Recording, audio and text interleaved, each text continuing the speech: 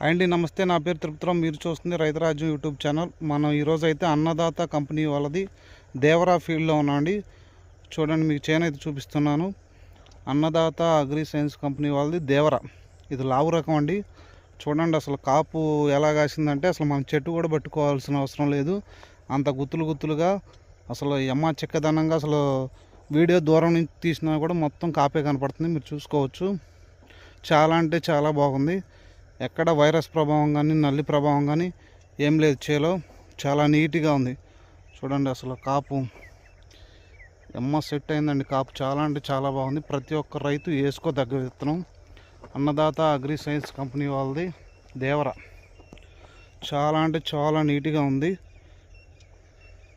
ఎక్కడ వైరస్ ప్రభావం కానీ నల్లి ప్రభావం కానీ ఏం లేదు. చేను మొత్తం కూడా చూసుకోండి. మీకు అసలు కాపు